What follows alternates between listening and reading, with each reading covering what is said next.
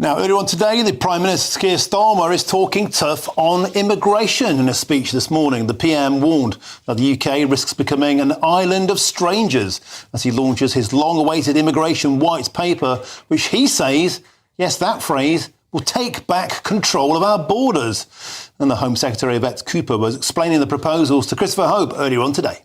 Particular measures around the skilled worker visas and the care visa that we've said care workers should not be being recruited from abroad. Those are changes that we're making straight away this year. Those will come in immediately over the course of this year. But there was some early embarrassment for the government earlier on today as yet more boat arrivals were brought ashore, reminding us all what a battle the Prime Minister has on his hands. But the plans have been labelled as cruel, and ministers have been told that the sector would have collapsed long ago without foreign staff. And I'm joined now in the studio by the former Home Secretary Suella Braverman, MP. Suella, welcome to the show. It was a pleasure to have your company. Here we go again. It's Groundhog Day. We've had so many tough-talking stances on immigration from both this regime and, it has to be said, your own. What do you make of Sir Keir Starmer's speech today? I thought his SIM card had been hacked. I couldn't believe this was Sir Keir Starmer, the guy who, for, let's face it, his entire political career has been eschewing the benefits of open borders, the guy who sang the praises of immigration during the entire Brexit referendum and beyond. Absolutely.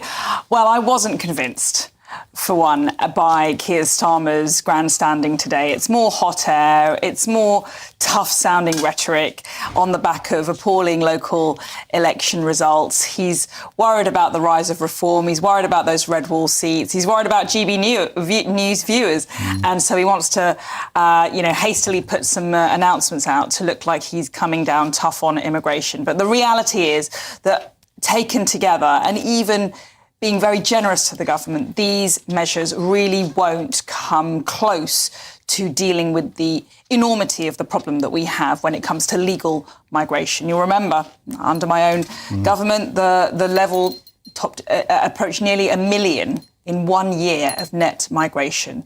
And whilst they've started to come down a little bit, we have numbers which are really out of control, and tweaks here and there, changes there and here and there, more bodies are being set up and more reviews are being done. Unfortunately, it won't really make a difference to the real problem that we're facing. Our analysis we had done by Rob Bates from the Centre for Migration Control, he said to be charitable, this might give 100,000 downturn, which still would leave net 300,000 coming in. May I ask you, Suella Braverman, what is it about the system that seems to deny the opportunity? You tried and tried and tried to get these numbers down, but nothing ever seemed to happen. Is it politicians that are at fault, or is the entire system pro-immigration?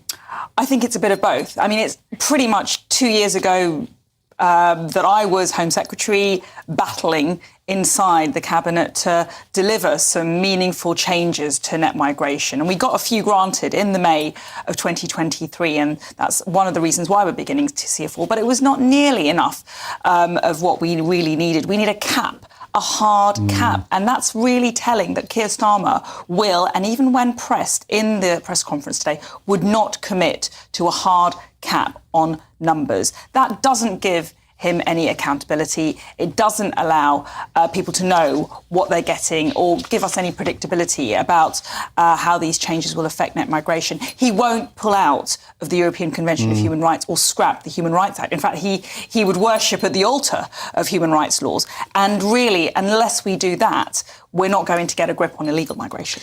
Suella Braverman, he got flack from the left, from his own MPs today, by declaring we are risking becoming a nation of strangers. I put it to you, we already are in many parts of Britain. 1 million people cannot speak English at all or well. There are parts of Britain now in Leicester Labour seats where 43% of the entire population aged over 16 barely speak any English. We've reached that point of no return. But this seems to be driven by Sir Keir Starmer saying what he thinks he needs to say to survive politically. Do you have any faith he actually believes in this? No, I don't. He's really taking the British people for fools. I heard those comments about integration and about an island of strangers, and it actually reminded me a bit of Tony Blair. Tony Blair in the early 2000s was starting to sound tough on immigration and in particular integration, saying that if you come to the country, you need to speak English. You know, David Cameron said that multiculturalism had failed. There have been a succession of prime ministers who have made these tough-sounding speeches saying, you know, if you're coming from abroad to live in the UK, you've got to speak English. But, you know, 20 years on, we have a crisis when it comes to integration with whole, vicinities within towns and cities around the country where people don't speak English, where we are spending tens of millions of pounds on translation services in our public sector, making it easier for people not to speak the language. I would have liked him to say that we were going to scrap all of the money being funding translation services. That would have been quite convincing. But no, Keir Starmer won't do that. It clearly seems that this Labour government is marching to the drum of Reform UK after those humiliating local elections and mayoral reform seems to have the momentum. I have to ask you, are you tempted?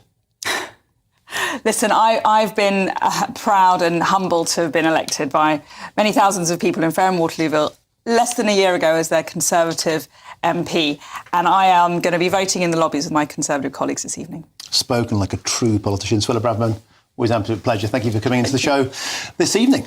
Now, my next guest, I'm joined by the CEO of the Home Care Association, and that's Dr. Sue Townsend. Dr. Jane Townsend. Jane, welcome to the show. Specifically around the care home sector today, it was singled out. The visas will be scrapped completely until 2028. Dr. Jane Townsend, what's your take on that? Does that concern you?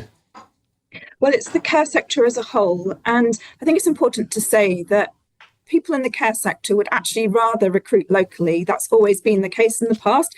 The only reason that we ended up having to recruit internationally is because there were just nobody coming forward for the jobs. And straight after the pandemic, the workforce numbers fell off a log.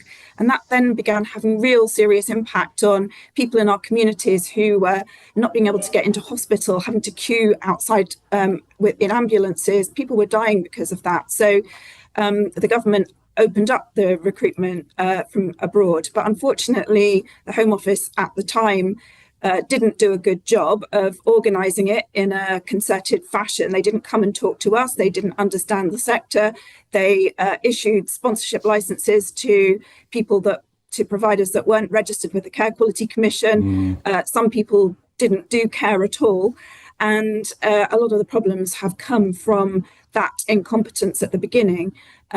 Now, I don't know what we're going to do, in all honesty, because they talk about fair pay agreement, they talk about training, but they've cut the budget for training. The fair pay agreement isn't coming anytime soon, and the Treasury keeps telling us there's no more money.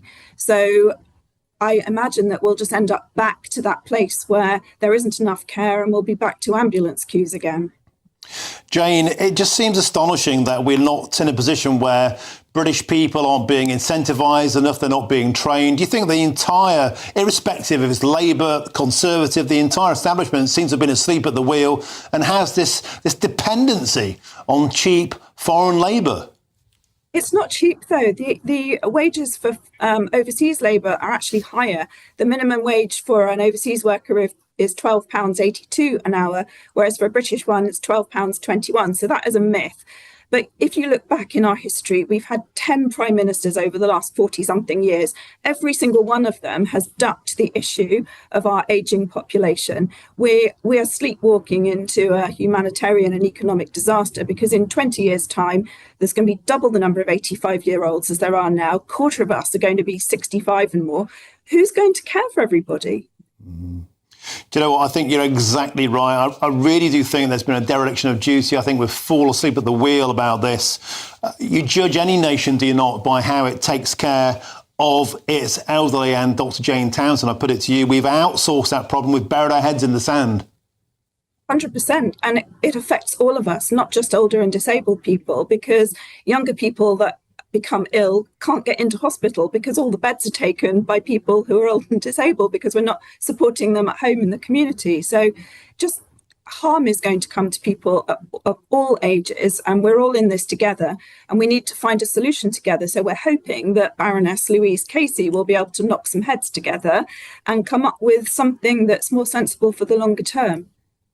Beautiful stuff. Thank you for your passion. Thank you for your work. Thanks for all you do. Great guest. Please come back on again. That's the CEO of the Home Care Association, Dr. Jane Towson. Thank you. Have a fantastic evening. Wow, that was wonderful.